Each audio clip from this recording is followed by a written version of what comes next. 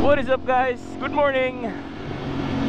Okay, so karong adlaw moadto ta karon sa ilang Renzone kang Renzo dito sa may Kauswagan.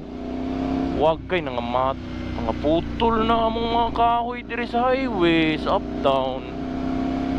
Okay. Himuon man gud ni diri guys og BGC. Dina grabe kinang kalapad dina. Ipamputol na guys. Naman ay mga number ang mga kahoy oh. So muna sila ang number of trees nga apil sa pagkaling or pagputol no. Luisad no. Ay ana magin ang price para mulambo ang isa ka lugar no. Kailangan gid og space no. So as much as possible i-save man unta gid tanan trees no. Luoy kayo dagko ra ba kayo nya. Mura ba nang gahatag diri og kabugnaw diri sa among dalan diri padulong sa taas. Na unfortunately kay putlo naman gid siya kay himuon naman na din na og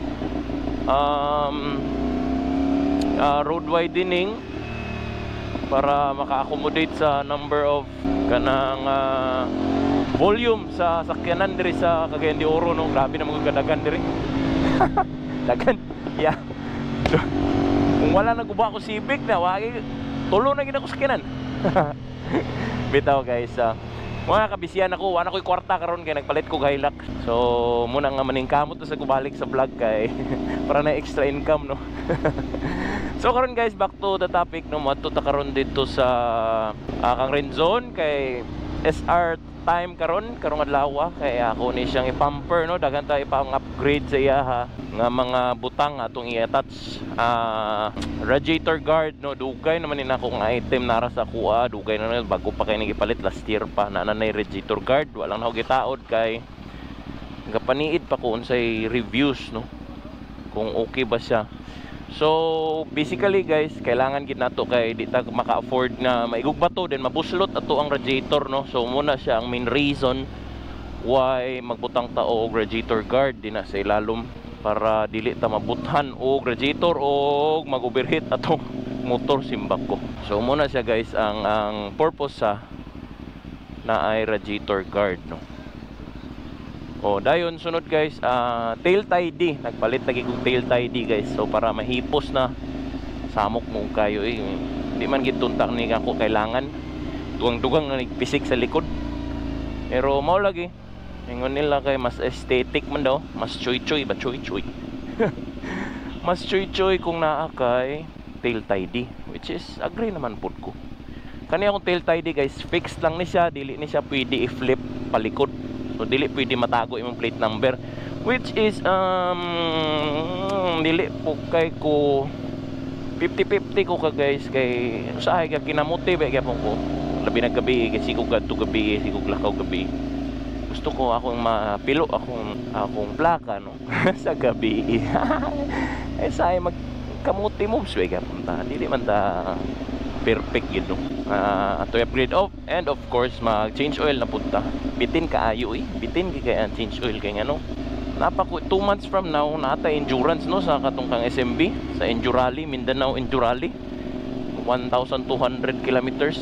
Bitin siya pero kailangan na to kay 4,000 plus na ni ang udo sa gikan sa pag change oil. So kailangan kay ma-compromise no ng health sa tong SR ba. Sige guys, kita-kits na lang ta dito kay katsan ako kay grabe kay traffic. Gidrain na nato. Itom na kayo. Sobra na tulo ka bulan lagom na kay Renz ba? Itom na gid. Dayon tail tidy ato na yung gipataod no para mapisikan tag samot sa likod.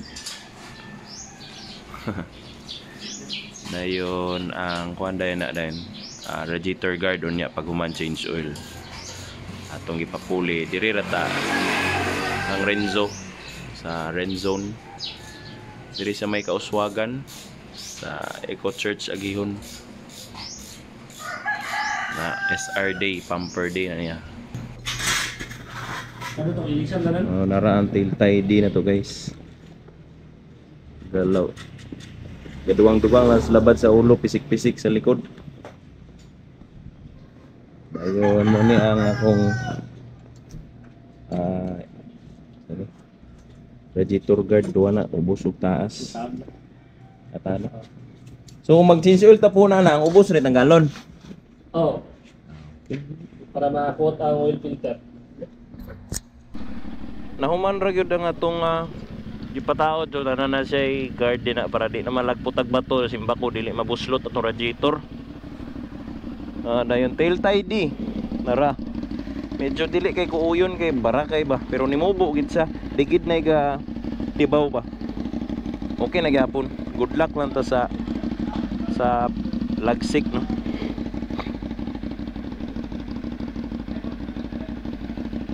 Okay. Muna na siya guys.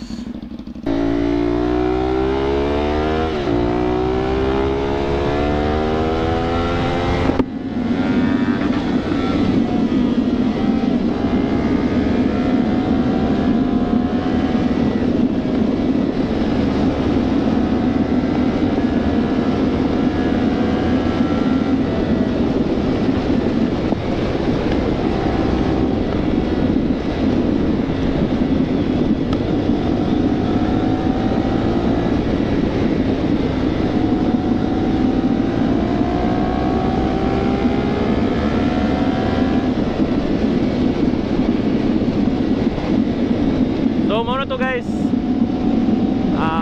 pamper day na humanra kataod data sa atong mga dugay ragi pamalit no.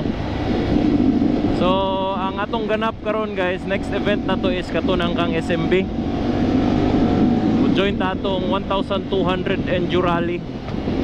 So ang akong mga kasabay si Jadren ang Ducati, kana muna yung picture, og si Dwight Vincent minyunon karong July. Congrats daan. Dayon iyang RC390 kana iyang RC390 iyang gamiton. So since high CC man mi tanan, maggan mi o kanang at least nami sa top 50 mo among goal no sa endurance nato nga apilan. Kay murag katol nagikayo gid niya kung underbone magurong kauban di man ko gusto mamiya good busa ako gingulatan niya malangan gid mi no. So karon kay puro man na high CC niya kana si Dwight top finisher po na siya sa tabuk sa una, top 7 overall na siya. Si Jadren top 10 na siya sa mga endurance kasagara yang gapilan. Una nga ako ragay wa pa record. Way record nga kuano paspas ug oras kay lami kayo. So pero naaga po yung sense of safety no. Hindi gyapon ta magpatuga-tuga pareha sa mga kargado lanaw nung grabe gid. Matod pa sa uban lagi gi-embrace na daw nila ang ilang pagkakamuti, which is fine. Okay man. Dili sila hipokrito no. Saludo po kuana nila kay ngana gid sila, ngana sila dapat wala ingon nga mag-humble pa diya, di ba? May laki ka. So mora to guys, mora to atong vlog for today. Kay muli na ko kay gigutom na ko. Alas 2, alauna na dai gyud yawa. Launa na sa udto wa pa koy kaon. Diretso ko way luto-luto sa balay kaon diretso.